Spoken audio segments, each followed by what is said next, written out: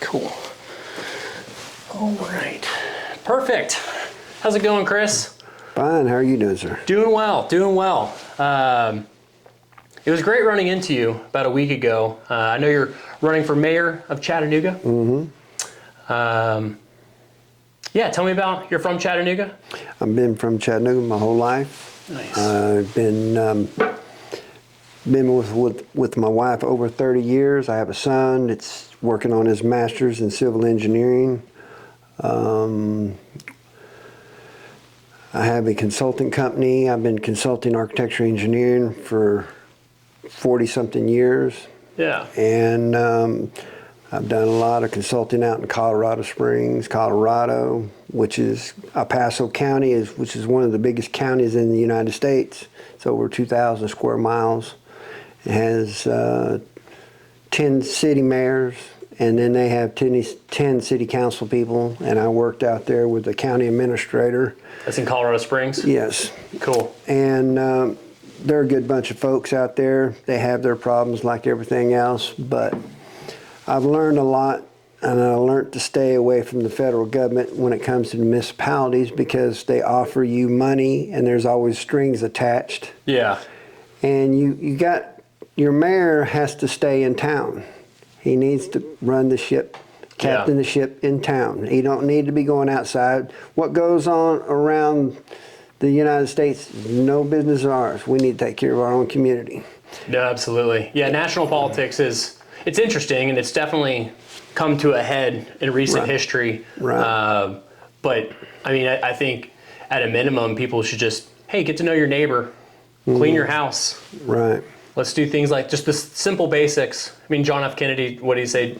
Don't ask what your country can do for you, but what you can do for your country. Right. Same thing here in Chattanooga. Right. And the other 9 famous words, we're here from the government, we're here to help. Yeah. That you need to be scared of. Yeah. No, it's so true. It's so true. Yeah, you ran for office back in 2020, right? Yeah. Wasn't there a bunch? How many candidates were there last time? 17 candidates. We had enough money to buy Miami in that race. It's a lot. Everyone was in COVID, and they're like, "Yeah, I want to run." And you couldn't go to a debate anywhere. You had to do it on social media, and it was cumbersome. Couldn't do anything, and the people that had the most money could blow everybody out of the water with social media because the commercial spots. They took advantage of that race, and they was charging a premium price for a commercial spot. Oh, I bet. So, and you had 17 others out there competing with it, and it just drove the price up. I mean, made everybody spend a lot of money. What have you been doing differently this time around? Well, I'm running my campaign like I would run this city, efficiently. Yeah. And I'm working with the people. The people are what's important. And I don't want to go with the special group over here. Everybody tells me, you need to get with this group over here. They can throw you some votes. They don't do nothing. Yeah. I'm going to the people. I want to know what the people want. You've been doing a lot of Facebook groups throughout the community, right? Right. That's how I came across you. Right. Was it Tennessee Neighbors? Something of that sort? Tennessee Neighbors for Liberty, I believe? Yeah. Yeah, I showed up. I was at an estate sale the day before I met you. And I was talking to a gentleman in the garage looking at, I think, screwdrivers and whatnot. And he was like, are you into healthy food? I was like, yeah, I'd say so. I'm pretty into that. And he told me that there was going to be at the Tennessee Neighbors talking about seed oil. But just so happened to be that you and Dan were talking about running for mayor, him running as vice chair for the was it Hamilton County? Republican seat. Exactly. And yeah, you mentioned 15-minute cities, and Tim Kelly was the other candidate. And I was like, I need to get involved with this gentleman right here. I don't know your politics, but 15-minute city, that term scares me. And after doing a little bit of research about Chattanooga is known as Gig City, and that is because is it the fastest internet in the country? I know at one point it was. Right. But more or less, if you look on the World Economic Forum.org website, which will be in the description of this video. But if you look on their website, type in Chattanooga and search that. How many times are they listed in that? It says it 8 different times in the one article, and there's more articles that have Chattanooga in that.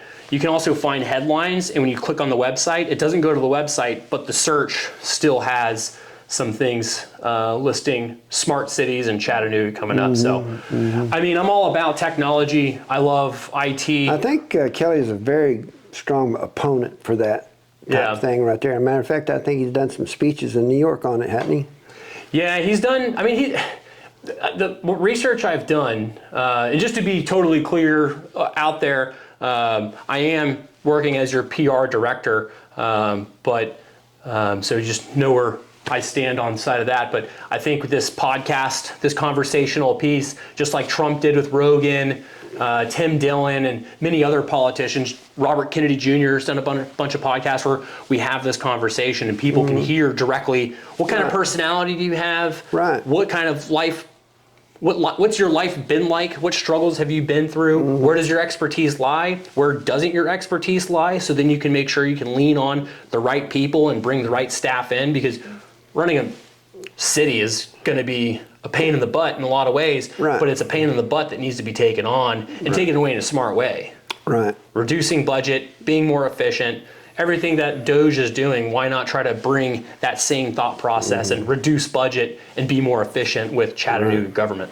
You know, I've worked behind the scenes in these governments and stuff like that and deal with all the problems that the other mayors would have, the county administrator would have, and they would be flying back and forth to Washington, D.C. on a regular basis, going up there, listening to the committee meetings, the new laws that's going to be changed and all that stuff during the Obama administration.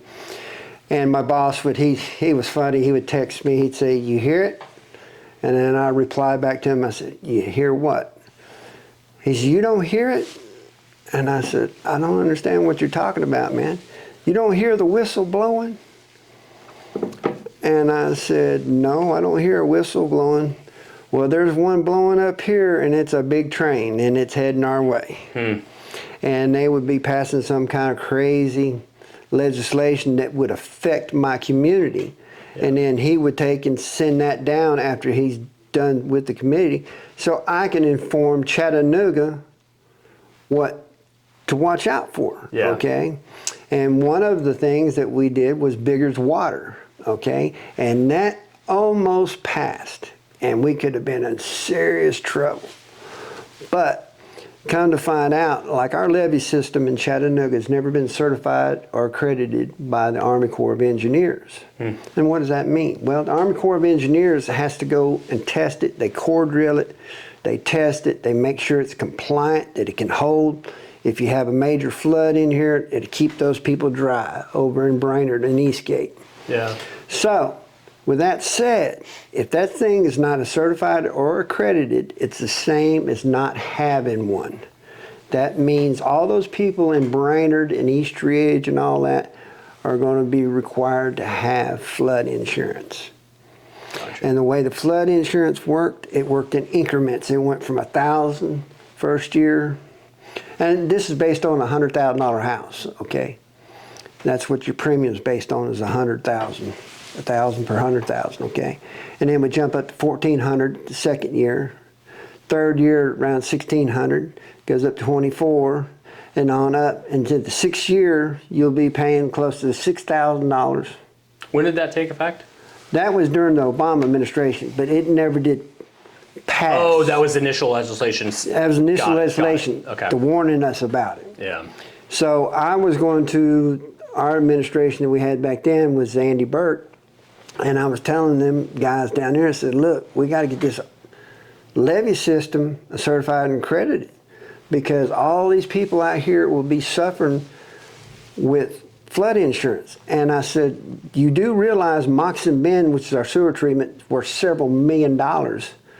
Based on that premium, the city is not exempt from this. All of our properties that we have that's in the flood zone, we will have to pay flood insurance on, period. There's no way around it. It's federal law.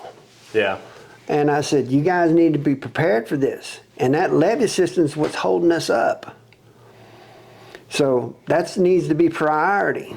And they kick the can down the road, and it's to this day, I don't think it's certified and accredited. That's one of my priorities I'm going to have done, because I don't know who's going to come in the next administration, because right now we have one that's in our favor that won't put up that kind of nonsense, okay? But you never know who's going to come next. Yeah. And then they'll pull their right vest drawer, and FEMA is broke from all this major disasters, and they're needing money. Yeah. And however they can get it, they'll get it. And that's what people need to realize, you know. Government's a nasty business, and stay away from up Washington, D.C. If I go up to Washington, D.C., it'll be on business up there and to find out what's going to affect Chattanooga. That's the only reason I'm not going up there. We can take care of our own self. Yeah. Yeah. Focus on, if anything, state, but keep it in Tennessee. Keep it in Tennessee. If we take a federal loan, that's going to tax the payer. Like Obama shovel-ready jobs, there was so many strings attached to that. It was unreal. Yeah. And everybody jumping on the board. It was like free money that was given out, okay? And then, you know, Kelly went up there for the infrastructure. I think he was promised somewhere in the neighborhood of $300-something million for infrastructure. Mm-hmm. That went south. So let's just focus on priorities here. Right. Yeah. Yeah. Yeah. No, it's definitely interesting. It's very interesting on how. The one thing that I just can't stop thinking about is the World Economic Forum calling Chattanooga a pioneer city, and just that being in our backyard. Frankly, I don't think I would have bought a house in Chattanooga if I would have known about that. Because I don't want the World Economic Forum in my backyard with all the Wi-Fi towers downtown, the facial recognition, everything else. So that's why I was so ecstatic. I mean, I already bought the house. I'm here to stay. But no, it's kind of, honestly, it's a good thing. Can I ask you a question? Yeah. What attracted you to Tennessee? Honestly, one, family lives in Virginia. Two, I was stationed in the military for 10 years in Savannah, Georgia.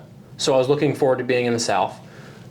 Three, a lot of trails. I love trail running, outdoor sports, coming from Colorado.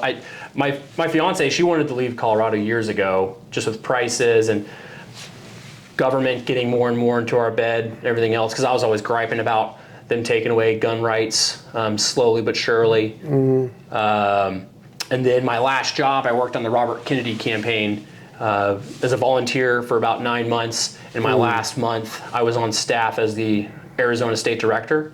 And when he dropped out August 23rd, it was a very short conversation with my fiance of, I think we need to, I didn't have a job. She works remotely as a data scientist. And we started looking on the East Coast. So we landed on West Virginia or Tennessee. I really liked Knoxville because of Congressman Tim Burchett. I've seen him talking about the UFO disclosure and all of that on Sean Ryan's show. And I really like what he does on his X profile. Anytime he goes and votes on anything, he just does a quick 1 minute, hey, this is what I just voted on. This is what's happening. Thanks for sending me. Yeah. And so, yeah, I looked at Knoxville. And then while we were looking through the Tennessee mountains, saw Chattanooga just had a lot of trails, a lot of rock climbing, and it was a little bit cheaper than Knoxville. So found a great house here. Love the community, love the people. And yeah, just going to a healthy seed oil talk. You happen to be there and mentioned 15-minute cities. And then as I did my research looking into, I mean, again, you can go to the World Economic Forum's website, type in Chattanooga and find out about this stuff. And I'm here to protect people's privacy. Yeah. I mean, you know, and the other thing is we're growing too fast. And, you know, that could be a good sign, but see, what's attracting all that is all these TIF programs that they're putting out there, tax incentive, where these developers don't have to pay no taxes on that property for a number of years. Yeah. Okay? So and then we're going to outside investors and stuff like that, and then there's going to be a monopoly on our rents. They're very expensive, but they're building them so fast and building what they call affordable housing around here at a big scale. Everybody knows. Well, it's subsidized by federal taxes. Right. So, with that said, taking grants and whatnot. You know, Asheville was in the same boat. We're actually surpassing what Asheville was doing at the period of time they discovered. That's in North Carolina? Asheville, North Carolina, yeah. over there where Biltmore is, okay? They got hit with that storm. Yeah. That was really bad, Helene. you know? Yeah. So, with that said, they had to do a $750 million emergency bond to hurry up and get their infrastructure in because they were building faster than their infrastructure can hold up. Yeah. And I don't want us to be in that situation. And it causes right. housing to skyrocket. I want smart development, okay? Yeah. I want to coincide with the infrastructure and the development at the same time, okay? And that way we don't have problems, everything's smoothed in. We don't have a housing shortage. There's a lot of houses. I just bought a house, so there's plenty of houses to buy. Yeah. The problem, I mean, I get it. There's definitely, houses have become more expensive. You have to have bigger down payments, all of these things. But at the end of the day, and we've talked about this driving around, putting your signs up yesterday, where how do we bring the tide up? Right. And if someone doesn't have a boat, how do we help them build a boat? Right. But we want competitive wages. We want that across the board. I mean, wages across the United States have been stagnant. CEOs making more and more money, the worker making less and less, prices have only gone up. How do we bring in incentives to make competitive wages across all communities? How do we help people create their own business? How do we help people sustain their own business? Mm-hmm. Yeah, I mean, you stay out of their way and let them do it. Yeah. Okay, and the other thing that's causing everything to be so high is we got too many regulations for developers. Yeah. Okay, and I'm talking about our local builder developers. I ain't talking about the big scale builders that's coming in here. I'm talking about the local, the little guys that want to go out here and do a 15 lot subdivision. All the BS they have to go through to get a permit, stormwater regulations and all that stuff, it just costs prohibitive. And they have to bring, I mean, land's expensive anyway, but when you put the development cost in there and all that in there, that's unnecessary. And it takes a long time to get the permits. Equity is just going out the door. Right, so then these lots cost a fortune to buy. And then just the lot is not considered affordable housing because time you put the house on top of it and you put those two numbers together, you got a $300,000, $400,000 house, okay? And a lot of people can't reach it. What I call affordable housing is somewhere about $120,000, okay? Yeah. And that's would be fitting for the people, the income that we're making around here. I want to take and create jobs that pay more, okay? And I want to promote people that open restaurants, open their own business, and make their own money. Okay? I think, I mean, a big thing too is just, and I know you don't have too much oversight into the schools, but just helping the community learn about saving some money, even if it's $5 a month. Like because I never saved. It took me until I was. I don't think they have a home ec in school no more. Yeah. And that's the basics of life you need to know. How to balance a checkbook. How to make some food for yourself. Yeah, make food for yourself, cook, whatever. Change a tire. Change a tire. I mean, trade schools, we need to have them, but they're not in our public schools no more. Every time I buy a new car, I'll change the tire just once, just to make sure I know how to do it. Because every car has a slightly different jack and everything Some else. of them you got to have a degree to read the instructions on how to do that. And then when you're on the side of the road and it's raining and wind blowing and you're trying to practice. Call me a boomer. Yeah. It's a lot of the stuff is just, I look back, I'm 30, I turn 38 next month. and I look back at my schooling, and I still can remember with pretty high resolution. And it just didn't. It's crazy how they try to just sit there, and you just are a child, and you're going to sit there all day, right? And everything else. Like our education system, which is going to come down from state level and everything else, but we just need to come back to the basics. And for folks that have already gone through high school, how can the city help folks? Hey, if you want to start a business, if you want to learn about savings, how can we get with the community and have these classes? Right. Because we need to invest in the people, invest in your community. Right. How do we, just like Joe Rogan said a million times, how do we upskill? How do we have less losers? Not to call anyone a loser, but it's just we need our education, across the board, we need curiosity. Humans are supposed to be curious. We're supposed to play with our hands. And how can we best thrive in that? And this is a perfect place. There's so much outdoors. I'm going to do something that no mayor has ever done. And what that means is you got an hour of me every city council meeting on Tuesday evening. So you come watch the city council meeting, and then as soon as it's over and adjourned, I'll be there. You have an open mic. You can talk about whatever you want to talk about. There won't be no censorship. I want to hear your passion and whatever your needs are. And I'll have people with me to record that and get back to you on how we can address that. And that is going to be a part of my format every Tuesday. Yeah. When I have city council. And no mayor has ever done that before. Because the only way I know is John Q. Public. Them's the people I worry about. See, we've gotten away from public service. Okay?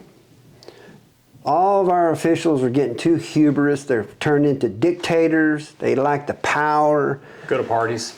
Go to parties, smoozing around with everything. But when you come down there for a permit, it's going to be fast-tracked through there for small business people. Just like one veteran that tried to open up a restaurant. He took the time, he said, well, I'll go rent this building because he didn't want to lose that location. Yeah. So he paid his month's deposit, whatever he did. And then 190 days went by. All right, that's 3 months, right? He's had to pay rent on that thing and can't open a business because he's still tied up in the BS down there at the building inspection department. Yeah. So instead of them sitting behind the desk telling you what you can't do, I want them to come around the desk to show you how to do it. Exactly. Everybody wants to follow the rules. There's nobody trying to skate around the rules. Okay? If anything, they want it done right. Yeah. Because they don't want no headaches down the road. Exactly. And we've gone way off the rails on that. Yeah. Poorly managed, that thing is going to be flipped upside down, and we're going to bring in some good talent. We might have to go out of town on that, but they're going to live here, and they're going to live in the city limits if they're going to be employed. Okay? Because I have a dim view of people from like Georgia and stuff like that coming in, wanting to work in our area, and then that tax revenue is leaving our city. Yeah. Okay? So I'm not in the business of that. And plus, Georgia has a higher tax. They have personal income tax, okay? So actually, if they come to work as a first responder, they're 5% less paid than everybody else. So how are we going to retain them? And have to make that commute. And make that commute, and they don't really know our area. They're not from here. They don't really know our area. But you got to ask yourself, why do we have to go to those steps anyway to hire outside? Could it be that we're so screwed up, nobody wants to live here? Or can't afford to live here with the salary they're being paid? Yeah. That's or they're really, ready to leave. Yeah. People coming out of college, people coming out of high school, everything else. Yeah. No, I mean, just like your hat says, make Chattanooga great again. Mm-hmm.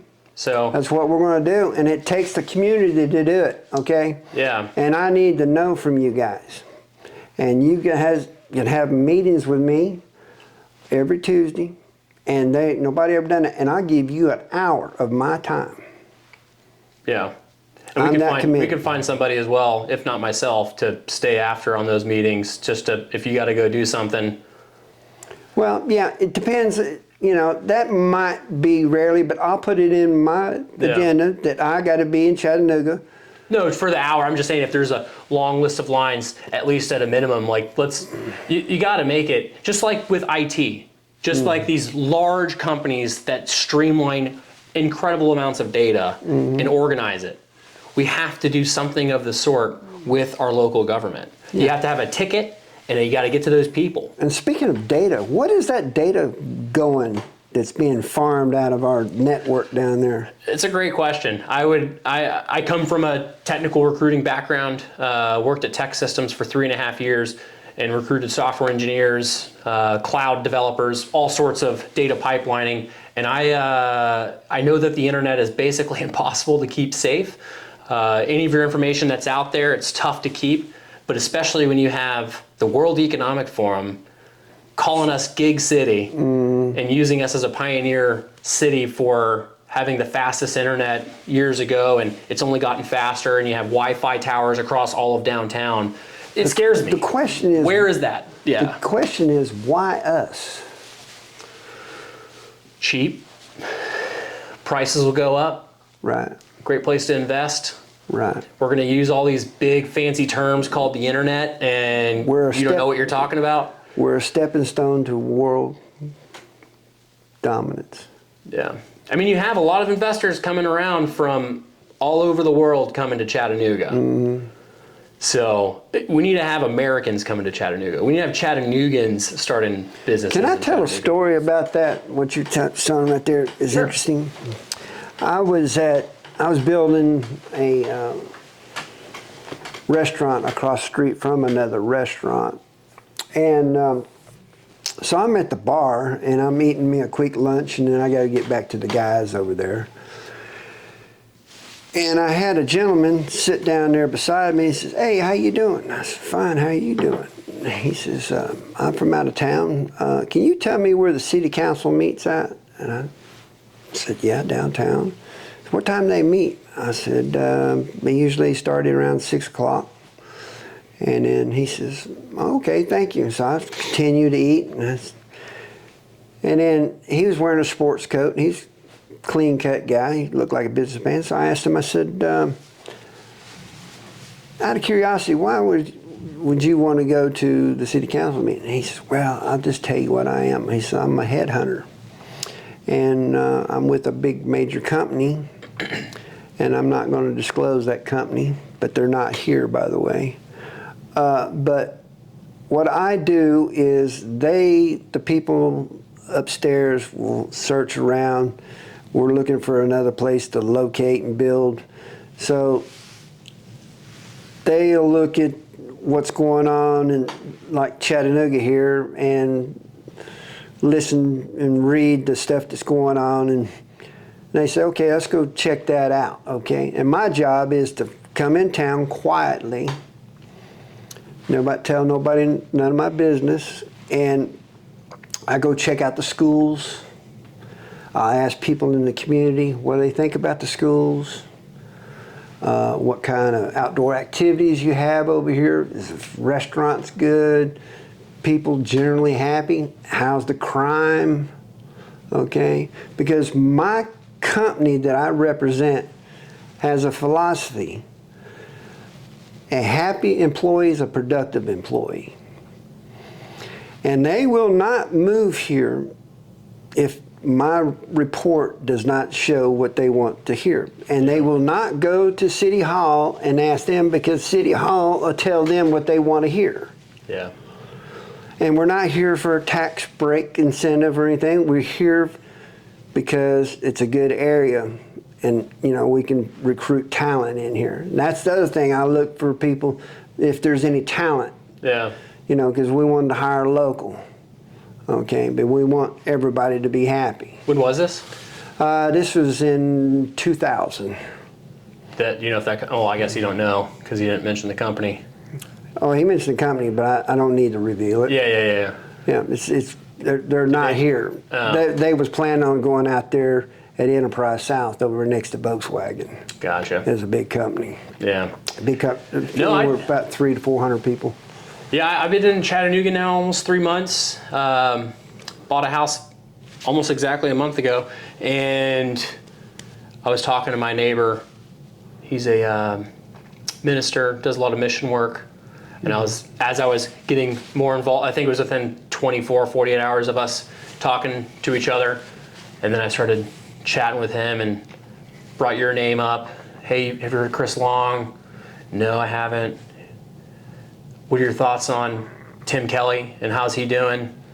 And he just straight up, we haven't had a good mayor in 15, 20 years. Mm-hmm.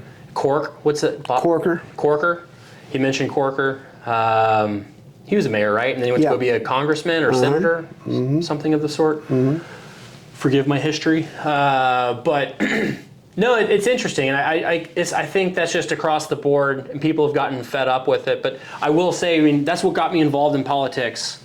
I saw the pull out of Afghanistan after going there so many times, and just what was that even for? What are we doing here? And it left billions of dollars worth of equipment behind too. Yeah, so that's just, I mean, that's what really, I just kept complaining about it. My fiance was like, either do something related to politics or stop talking about it. Right. And so just started, when I was in Denver at the time, I started going to city council meetings. I started writing my congressman, my senator, things like that. And I just kept getting more or less just a BS answer back. Thanks for your writing. We're not going to acknowledge anything you said in your email here. And then eventually came across Kennedy and started getting volunteering with that a bunch. Yeah, and it was interesting. Before I come over here today, I went to check on one of my poll workers in Brainerd. Mm-hmm. And he was volunteering outside of a poll. Right, outside the poll. He was just holding a sign outside where you're allowed to hold a sign. Right. And it was cold, and he's committed, and it was kind of sprinkling rain on him and everything. He's an old timer, but he's a good guy, man. Yeah. And he wants definite change in Chattanooga. He says, you got to look out for the little kids and stuff like that. Yeah. But what was interesting is the day that the early voting started out, it was raining severely. Just dumping on us. Yeah, it was. And I asked myself, how many city employees does it take to pave a 50-foot patch of road right directly out in front of where you turn to go vote in that area? And that was to send a message to the voters that he's now, after 4 years, meeting his campaign promise and paving. Yeah. And it was raining, and so when I blasted out on Facebook, I said, hey, we're talking about, you can't be putting road pavement down in the rain. And I said it's dangerous, and they were putting construction cones out there and diverting traffic, and they had all this equipment out there that they didn't need to be out there. That's all for show. Yeah. And it's hilarious, the desperation of this administration is going to strides to pave and shore up the pension fund for the fire department and all this stuff. But they wouldn't have done that if this election hadn't come around. Yeah. Yeah, I think that, and then just you have a lot of people that just don't want to rock the boat for whatever reason. They just want to keep letting government get bigger and bigger. Yeah. Why would we audit? How much has the budget gone up since Kelly's gone? 212% just in his office. Yeah. And all those guys have six-figure salaries. And my question is, how much work are they producing for that six-figure? If they're doing six-figure work, hey, that might be justifiable. But if they're not, if you're increasing the budget, you're not doing six-figure work. Right. You need to reduce the budget. What would you do in your house? You want to save money. Right. What do we want to do here in our house? Cut the thermostat down a little bit, Yeah. Take less baths. You know, something like that. Something like that, yeah. But you know what I'm saying. Oh, yeah. No, I think just across the board, government has done government things for the longest time. Anyone can attest to getting an ID, going to the DMV. I mean, it's just synonymous across the board.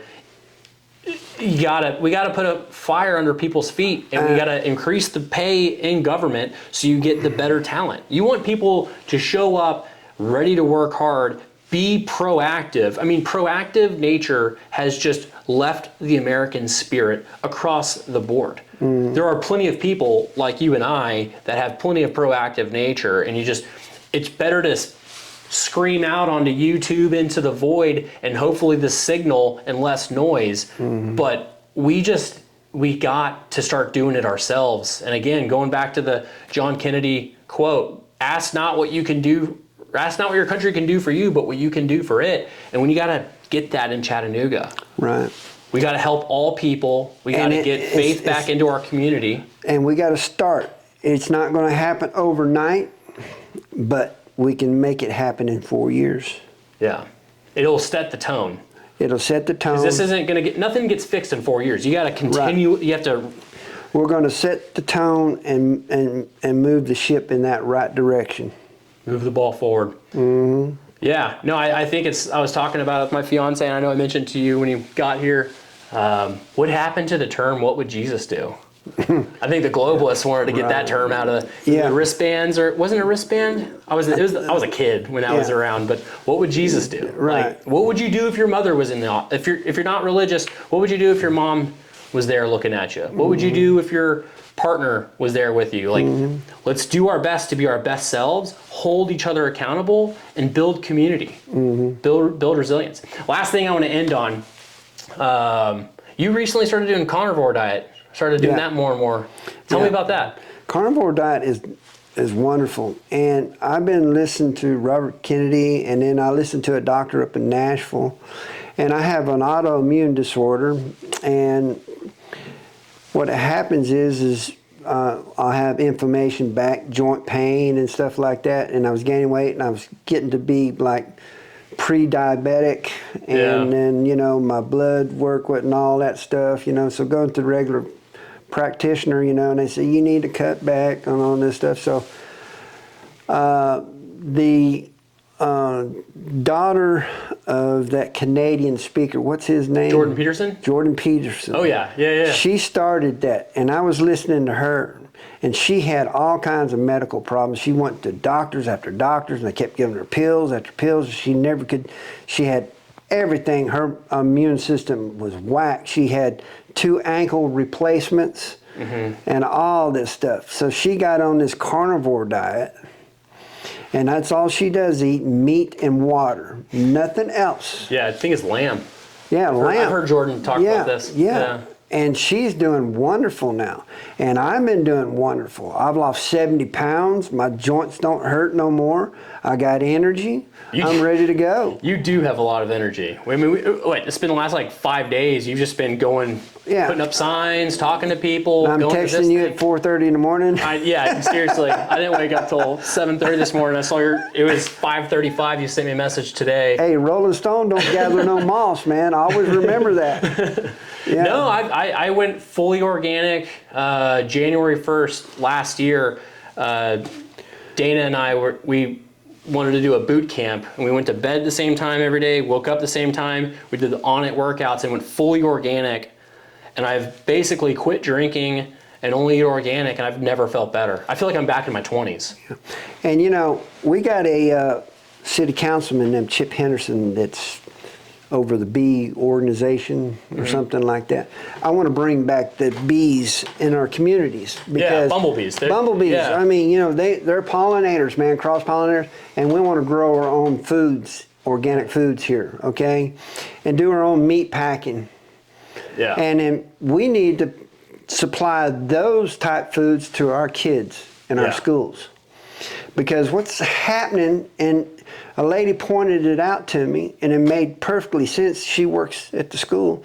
She said, kids come in here jacked up on sugar because they eat cereal every morning, and then they crash about 9 o'clock, and they're not focused or anything like that. And then they go around 12 o'clock and then they have their lunch and they get some more carbs. They're all jacked up again and they start crashing again about 2 o'clock. Yeah. And now we're wanting to put them on some kind of amphetamine for ADHD, and that ain't what the problem is. It's just their energy levels going up and down and they don't know where they're at. Yeah. And they're super smart, okay? A lot of these kids are super smart and our teachers are not capitalizing on that. You got to teach a smart kid a different way. Yeah. Okay? They got a learning curve that's different. And when they're bored, it's not because they're bored, is they're damn smart. Yeah.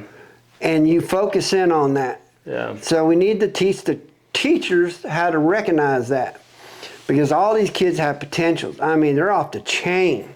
Yeah, Smart. teachers, I mean, I think teachers as well, but just the community. I mean, there's so much information out there on the internet. Like, I used to totally believe when I was in the military, I ate chicken breast for like 6 years because I thought red meat was bad for me, and I believed into the propaganda and everything else. And it raised all the chickens with steroids. Yeah. So, I mean, it's just like we have to do a better job of getting this basic information of what's good for you, what's bad for you. Here is the science. That's the one thing legitimate that I science agree- that that's- Robert Kennedy is going to be putting out for That's us. one thing that I agreed with Michelle Obama and Obama's on. They got rid of the growth hormones out of chickens. Yeah. They made that law. Yeah, I remember. And then it turned into play 60. Don't worry about what you eat. Just go outside and play. Right. Yeah. No, you are what you eat. And if you're Right. eating seed oils and you're eating too much sugar, it's Right. going to cause sickness. Hey, man, there's no truer saying to that, you know, and Big Pharma is in the money making. They want your kids. What is it, up to 70 shots now for a kid? It's ridiculous. It's around 80, I think. But yeah, it's too many. Because when I was growing up, it was 3. Yeah. Okay, smallpox. I had a reaction to it. Mm-hmm. I barely survived it, but you know. Yeah. And it was one of those kind that he shot you in the arm like it. Everybody still got a scar from it. Yeah. I got mine. I have mine from the military. Yeah. Where they go there, zap you one good time, you know. Come on, boy, roll your sleeve up, you know. Hey, so No, I remember, you know, and hey, we're going to have advancements, and you know, we want to move forward and everything. Let's just try to do it with common sense, and you know. There's plenty of farms around here. How can we help them? Right. How can we help them find the best practices? And there's going to be a learning curve. There's going to be things that have to happen nationally, statewide, locally. But how can we provide people the best information, and how can you help put in policies or look to the experts around the country that can come in and do regenerative farming? What are the best techniques? Who has it? I mean, there's so much information out there when you have Dr. Andrew Huberman out of Stanford, all of the different Peter Attia. You have all of these bright minds that have looked at the studies and know what is modern and what is not modern. And we've been doing the same thing that we've been doing in the 20th century. Like Albert Einstein said, you cannot grow out of the problems you've created with the same techniques that got you there. Right. We have to evolve. Right, and you know, my plan is for the next 4 years to start in that direction is above and below ground program. And what that means is, above program, we need to use our natural resources. We got tons of natural resources. We got 60 trails just in a few minutes of us. Yeah, that's why I moved here. Right, okay, and we got rock climbing down there in the Lookout Valley down there that just makes, Utah kind of like, whoa, we got a problem, because we're not the only game on the block. Yeah. Okay. And we can have manufacturing for that equipment that they do that. We got cavers. My cousin's a big time caver. Mm-hmm. We got caves. We got more caves around here than anywhere in the world. Okay. He's right now, I think he's in what's that? Thailand. He's caving over there right now. Nice. Okay. That's cool. He's a rescue guy. He goes and rescues people to get straps into the caves, but he does a lot of that, but he's an IT guy. Mm-hmm. He's very smart, and he travels a lot, okay? So, but we have natural resources below ground, because Jimmy Carter did a geological survey from all the way up into near New York, all the way through to Alabama and Louisiana. And that was done in the 70s, okay? And they core drilled everything that we have in these mountains over here to see what's underneath the ground. And it's unbelievable of all the natural gas that we have and oil. Yeah. We have more oil in Birmingham than we do up here, but we got natural gas. Yeah. From McDonald, Tennessee, on down through Ringgold, across Lookout Mountain. And we can parallel drill. They got all kinds of new ways of technology for drilling that can bring out this material safely. Yeah. And it's the main ingredient that you need to make plastic with. Plastic is not going away anytime soon. Yeah. Everything's got plastic in it, okay? Your syringes, everything's got plastic in it, okay? It's not going away anytime soon. Yeah. We need to capitalize on that. We can create thousands of jobs just right that here in Chattanooga. Yeah. And they're putting our new lock system in over here at Chickamauga that's wider, that can handle more barges and everything. So a lot of things are heading our way. We're sitting on a gold mine. Yeah. We need to capitalize on that and keep our industry, keep our town. But if we even consider turning the Chattanooga into a national park, you can forget all that. All we're talking about is seasonal jobs, $17,000 to $24,000 a year, period. That's it. No manufacturing, because they have zero emissions. Yeah. So when you have zero emissions, no manufacturing. It's a national park city. Yeah. That's coming out of the United Kingdom. Right. I'm not talking about, I looked into this. Yes. That's a gentleman out of the United Kingdom that's totally for vegan and getting rid of cows and not eating cows and carbon emissions, which is total BS. Yeah. But yeah, no, it's again, it's another globalist issue. Right. Like, yeah, we don't want to pollute as much. We want to clean up all of our water and rivers and things like that. But at the same time, we have to do it in a logical way that fits our capability, where gas prices are low and everything else. But I think with what Trump's doing. But I mean, the community around here, there's so much talent around here in Chattanooga. It's unreal.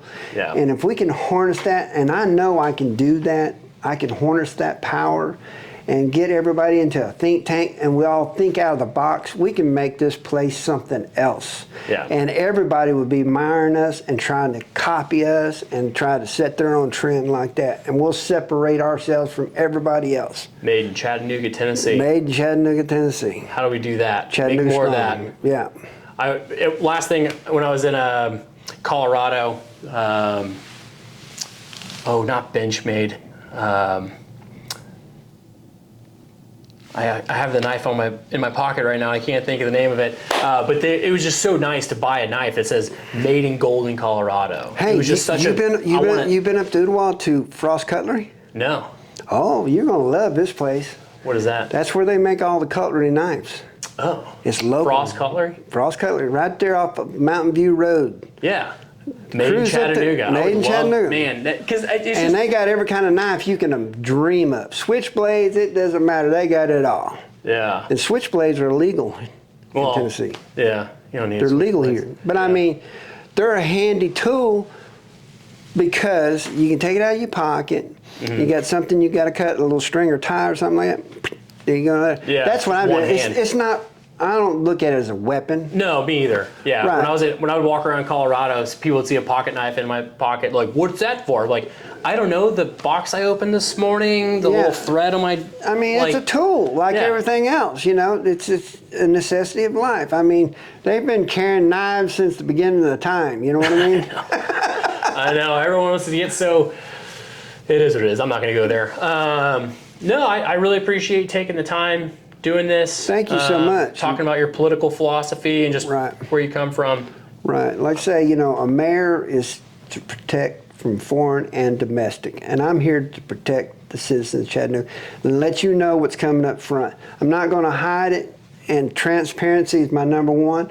And I'm going to be reporting out to you guys regular. And like you say, every Tuesday, I'll have me for an hour, and I will communicate, and I'll let you know what we got on our agenda and how we're going and how the city's moving along.